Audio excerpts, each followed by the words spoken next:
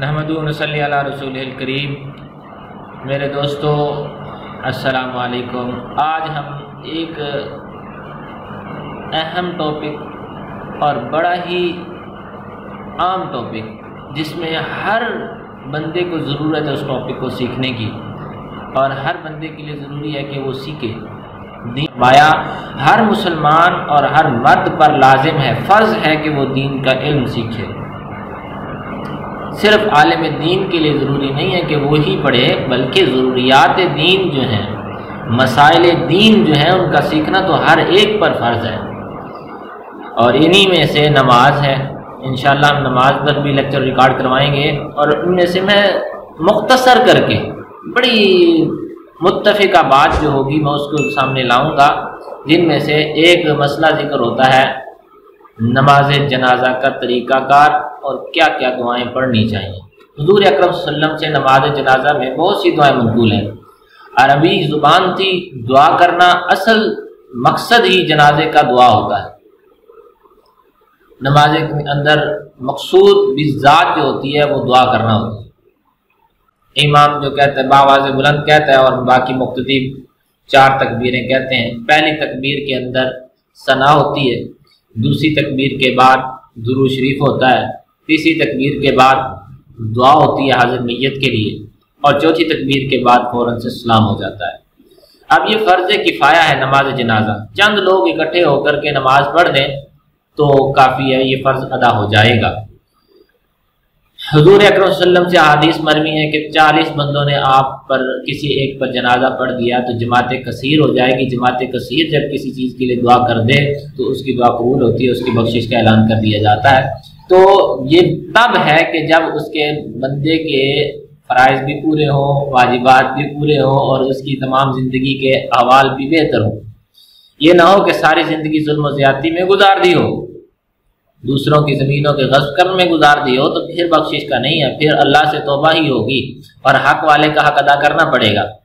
پہلی تکبیر جب امام کھڑا ہوتا ہے نیت کرنا ضروری ہوتی ہے حاضر میت کے لیے۔ امام کھڑا ہوتا ہے سینے کے برابر یا میت کے درمیان میں، سینے کے برابر کھڑا ہونا اولا ہے۔ اور مرد اگر میت جو ہے بالغ ہے تو اس کی بخشش کی دعا، مغفرت کی دعا تو کی جائے گی اللہ سے۔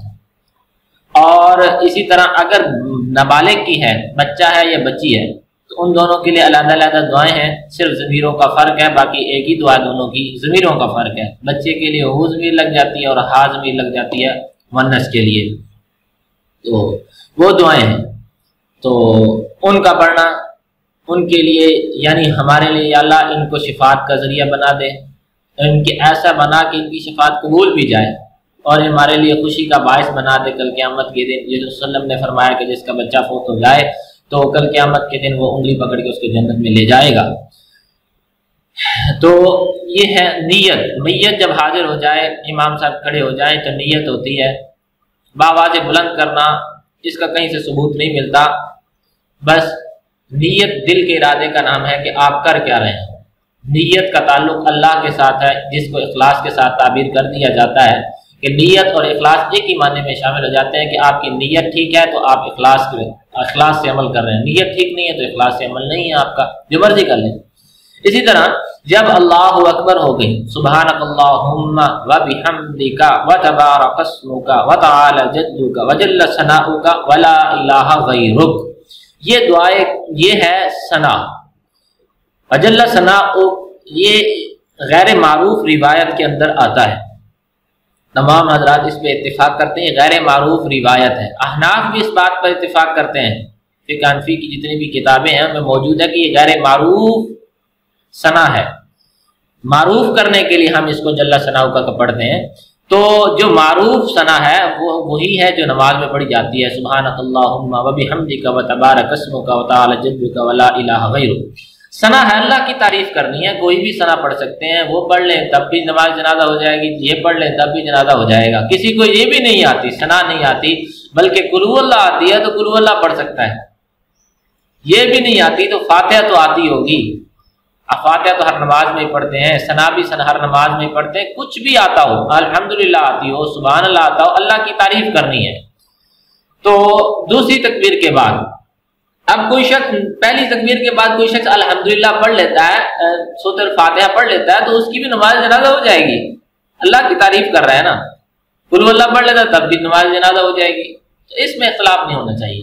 دوسری بات کہ جب دوسری تکبیر ہو جاتی ہے تو پھر درود شریف پڑھ جاتے ہیں۔ افضل تو جو ہے وہ درود ابراہیمی ہے، باقی اس کے لیے بھی درود نقل کر دیا گیا ہے۔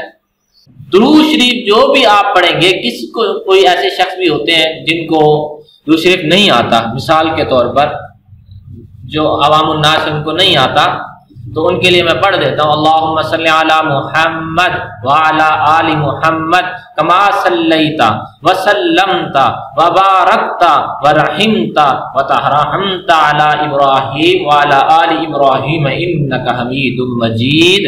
یہ نقل کیا گیا، باقی ضروری نہیں ہے اس کا پڑھنا، باقی جو بھی آپ کو درود شریف آتا ہے وہ آپ پڑھ سکتے ہیں۔ صلی اللہ علیہ وعلی آلہ وصحبہ اجمعین۔ اللہم صلی علی محمد وعلی آل محمد کما صلیت علی ابراہیم وعلی آل ابراہیم انک حمید مجید۔ اللہم بارک علی محمد وعلی آل محمد کما بارکت علی ابراہیم وعلی آل ابراہیم انک حمید مجید۔ نماز والا درود شریف پڑھ لیں، جو بھی آپ کو یاد ہو کوئی بھی درود شریف پڑھ لیں، آپ کا وہ درود شریف ادا ہو جائے گا، جنازہ ادا ہو جائے گا۔ اور تیسری تکبیر کے بعد دعا پڑھی جاتی ہے حاضر میت کے لیے، جو جس کا جنازہ پڑھا جا رہا ہے اس کے لیے بخشش کی دعا ہوتی ہے۔ اللہم اغفر لحینا ومیتنا وشاہدنا وغائبنا وصغیرنا وکبیرنا وذکرنا وانثانا، اللہم من احییتہ منا فاحیہ علی الاسلام ومن توفیتہ منا فتوفہ علی الایمان۔ بڑی جامع دعا ہے، اور بھی دعائیں ہیں، یہ نہیں ہے کہ صرف اسی دعا کو پڑھنے سے ہی جنازہ ادا کیا جائے گا، نہ نہ، جو بھی دعا آپ کو یاد ہو، وسلم کی بہت سی دعائیں منقول ہیں۔ آپ کسی کو یہ دعا نہیں آتی، عوام الناس ہے، یاد نہیں ہوتی، تو پھر ربنا آتنا فی الدنیا حسنۃ وفی الآخرۃ حسنۃ وقنا عذاب النار، ربنا ظلمنا انفسنا وان لم تغفر لنا ترحمنا لنکن من الخاسرین، یہ نہیں آتی۔ تحیات تو آتی ہوگی، اس کی آخری دعائیں تو آتی ہوں گی، رب اجعلنی مقیم الصلاۃ ومن ذریتی ربنا تقبل دعا، ربنا اغفر لی ولوالدی وللمؤمنین یوم یقوم الحساب، یہی پڑھ لیں۔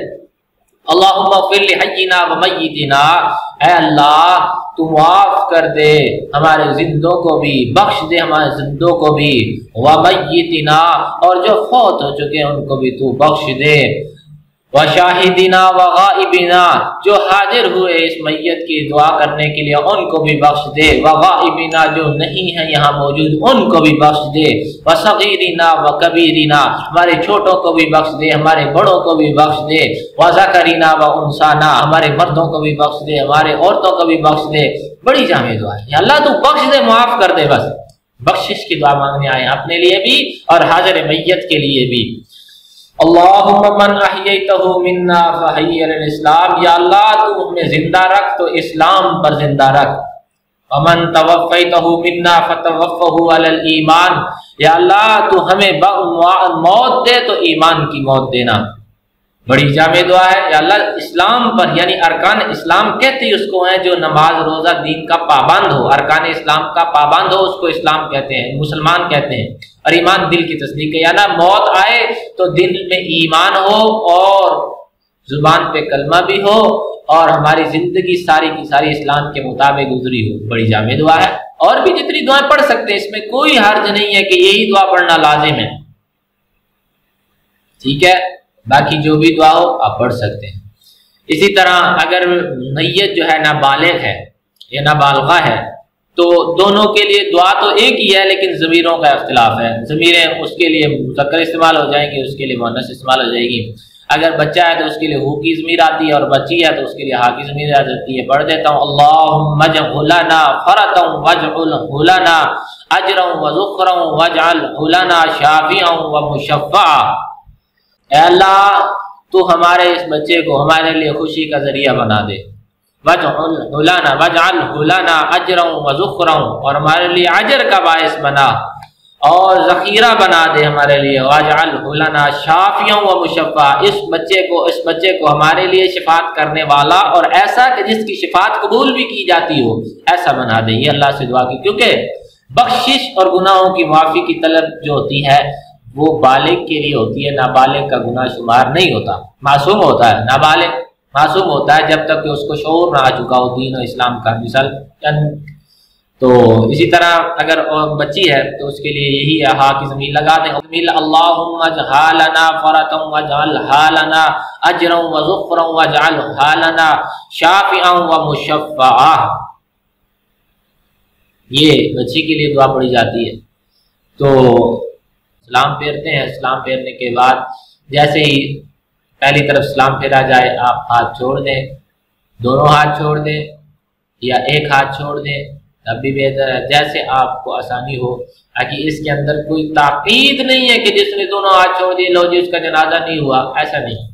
ان چیزوں پر بحث کرنا میں سمجھتا ہوں فضول کام ہے۔ اور سلام پھیریں دائیں طرف بائیں طرف، کوئی سلام نہیں بھی پھیرتا اور چلا جاتا ہے پھر بھی اس کا جنازہ ادا ہو جاتا ہے، کیونکہ خروج بھی سنعی ہوتا ہے، نماز میں بھی اسی طرح اسلام پھیرنا سنت ہے، اور خروج بھی سنعی اپنی طرف سے نکل جانا، ایسے ہی کسی عمل کے ذریعے سے نکل جانا، اٹھ کے چلے جانا، تب بھی اس کی نماز ادا ہو جاتی ہے، تو اس میں سختی نہیں ہونی چاہیے۔ نماز کے بعد یہ ہم نے دعا کر لی حاضر میت کے لیے، عربی میں جامع دعا ہے، تو اللہ تعالیٰ سے دعا کر لی جاتی ہے جب، تو پھر اس میت کا حق ہے کہ اس کو اللہ کے سپرد کر دیا جائے، دفن کر دیا جائے، اس کے بعد جا کر کے اس کے لیے دعا بخشش کی جائے، مغفرت کی جائے۔ اللہ تعالی ہمیں دین کا علم سیکھنے کی توفیق عطا فرمائے۔ السلام۔